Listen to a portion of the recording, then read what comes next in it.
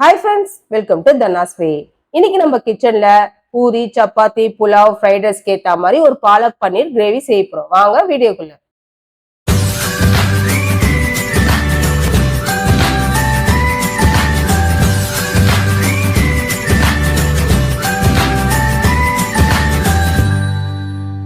Stove on பண்ணி கடாய் வச்சாச்சு.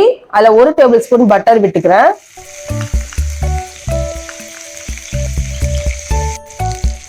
Butter melt ஆயிடுச்சு. இப்போ நம்ம 1/2 ஸ்பூன் சீரகம் சேர்த்துக்கிறோம். சீரகம் பொரிஞ்சோடனே 7-8 பூண்டு பல்ல சின்ன சின்னதா நறுக்கி 1 டேபிள் ஸ்பூன் வர அளவுக்கு சேர்த்துக்கலாம். பூண்டு கலர் மாறணும். ரொம்ப தீஞ்சதுன்னா ஃப்ளேவரை மாற்றி விட்டுரும். பொன்னிறமான பிறகு நல்லா வறுத்து எடுத்துட்டு ஒரு மீடியம் சைஸ் வெங்காயத்தை பொடி பொடியா நறுக்கி அதையும் சேர்த்து வதக்கலாம். வெங்காயம் கலர் மாறின பின்ன 1/2 ஸ்பூன் இஞ்சி பூண்டு விழுது சேர்த்து பச்சை வாசனை போற அளவுக்கு வதக்கிட்டு இதுல அதிகப்படியான தக்காளி சேர்க்க கூடாது. ஒரு ஃபிளேவருக்காக ஒரு லைட்டா ஒரு புளிப்பு சுவைக்காக நம்ம சேர்க்கிறோம். 1/2 ஸ்பூன் மிளகாய் தூள், 1/4 ஸ்பூன் ஜீரகத்தூள், 1 பிஞ்ச் மஞ்சத்தூள், இந்த கிரேவிக்கு தேவையான அளவு உப்பு. லைட்டா எண்ணெயிலே வதக்கி எடுத்துக்கலாம். நான் முன்னாடியே ஒரு கட்டு பாலக்கை நல்லா வாஷ் பண்ணிட்டு ஒரு 10 நிமிஷம் கொதிக்க வச்சு வேக வச்சு எடுத்தாச்சு.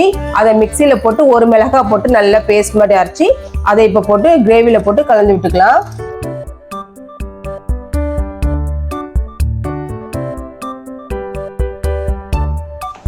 எல்லாம் கலந்து நல்லா கொதிக்கும் போது நம்ம நறுக்கிய பன்னீரை இந்த டைம்ல சேர்த்துக்கணும்.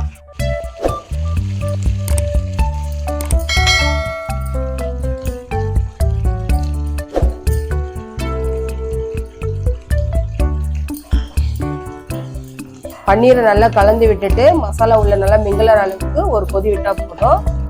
கொதிச்ச பிறகு நம்ம ஒரு 1/2 கப்பு ஃப்ரெஷ் க்ரீம் சேர்த்துக்கலாம். ஃப்ரெஷ் க்ரீம் சேர்த்து அதிக அளவு கொதிக்க விடணும்னா லைட்டா கலந்து விட்டுட்டு கொஞ்சமா கசூரி மேத்தி தூவிக்கலாம்.